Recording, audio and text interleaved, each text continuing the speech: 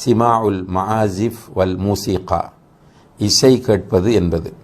உண்மையிலே இசை கேட்பது என்பது இன்றைக்கு மிகவும் சாதாரணமான ஒரு விஷயமாக மாறியிருக்கிறது.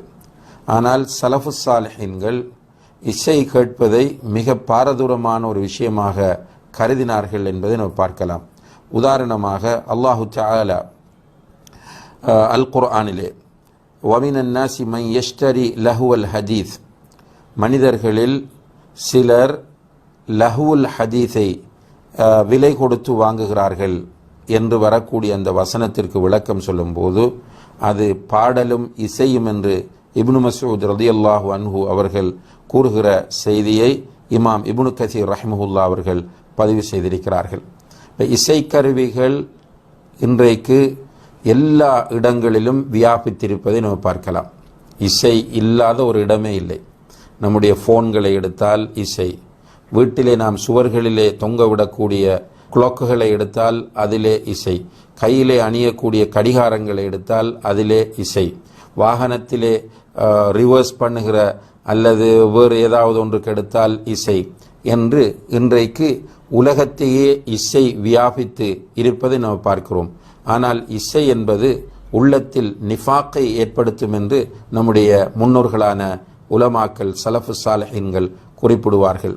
இசைக்கருவிகளை பொதுப்படையாகவே நபி ஸல்லல்லாஹு அலைஹி வஸல்லம் அவர்கள் ஹராமாக்கி இருக்கிறார்கள் என்பதை நாம் புகாரி போன்ற ஹதீஸ் நூல்களிலே பார்க்க முடிகிறது.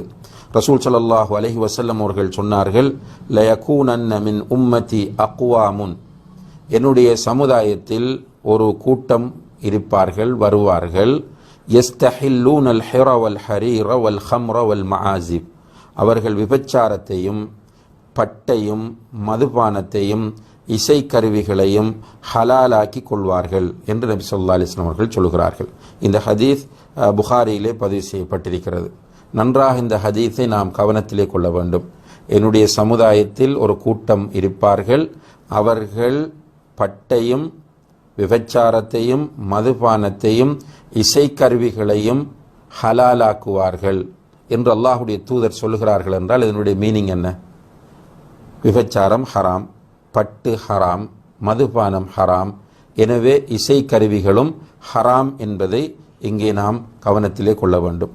இசைக்கருவிகளை மக்கள் பயன்படுத்த ஆரம்பித்தால் அவர்கள் மத்தியில் அழிவுகளும் சோதனைகளும் உண்டாகும் என்று நபி ஸல்லல்லாஹு அலைஹி வஸல்லம் அவர்கள் எச்சரிக்கை செய்யக்கூடிய ஒரு ஹதீஸை ஷேக் நாசிருத்தீன் அல்பானி ரஹிமஹுல்லாஹ் அவர்கள் தன்னுடைய அஸ்ஸில்சிலா ஸஹீஹா என்ற ஹதீஸ் கிதாபிலே கொண்டு வருகிறார்கள். எனவேதான் இமாம் அஹ்மத் ரஹிமஹுல்லாஹ் போன்ற உலமாக்கள் பொதுவாகவே இசைக்கருவிகள் அனைத்தையும் ஹராமாக அடையாளப்படுத்தி இருக்கிறார்கள் என்பதை நம்ம பார்க்கலாம். இசைக்கருவிகள் என்பது அல்லது இசை என்பது, அன்புள்ள சகோதரர்களே, உலமாக்கள் சொல்லுவார்கள், குறிப்பாக இது தொடர்பாக அதிகமாக பேசிய இமாம் இப்னுல் கையிம் அல் ஜௌசியா போன்ற அறிஞர்கள் சொல்லுவார்கள், இசை என்பது மது போதையை விடவும் அதிகமாக போதை தரக்கூடியது என்று சொல்வார்கள். அதனால தான் இன்றைக்கு ஒரு பெரும் கூட்டம் இசைக்கு அடிமையாக இருப்பதை பார்க்கிறோம். அதிலும் நம்முடைய சமுதாயத்தைச் சேர்ந்த இந்த நிறைய வாலிபர்கள் இருக்கிறார்கள், யுவதிகள் இருக்கிறார்கள், அதே போல நம்முடைய சமுதாயத்திலே வயோதிபர்கள் கூட இருக்கிறார்கள்.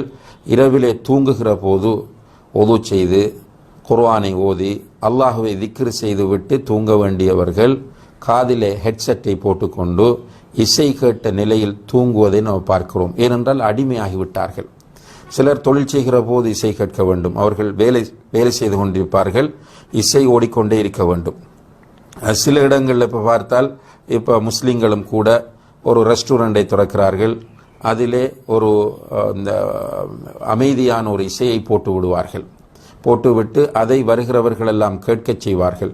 எனவே இசை என்பது பொதுவாக சலஃபு சாலிஹீன்களுடைய பார்வையில் ஹராமானது.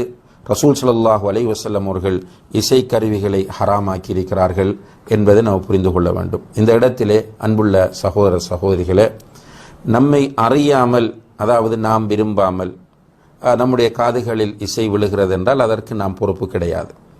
இப்போ நம்ம ஃப்ளைட்டில் இருக்கிறோம், அங்கே இசை, பஸ்ஸில் இருக்கிறோம், அங்கே இசை, ஒரு ரெஸ்டாரண்ட்டுக்கு போகிறோம், அங்கே இசை, இதுக்கு நாம் பொறுப்பல்ல. நாம அந்த இசையை நேசித்து விரும்பி கேட்கிற போது அது ஆபத்தானதாக அமையும். இதையும் கூட தற்செயலாக நம்முடைய காதுகளில் விழக்கூடிய இசையையும் கூட தவிர்த்து கொள்வதற்கு நாம் முயற்சி செய்ய வேண்டும். அல்லாஹு தஆலா அந்த பாவத்திலிருந்தும் நம் அனைவரையும் பாதுகாப்பானாக. அன்பின் இஸ்லாமிய நேர்களே, இஸ்லாம் குறித்த அனைத்து விதமான சந்தேகங்களுக்கும் பதில்களை அல் குர்ஆன் அஸ்-சுன்னா அடிப்படையில் பெற்றுக்கொள்ள நம்ம சேனலை இப்போதே சப்ஸ்கிரைப் செய்து கொள்ளுங்கள்.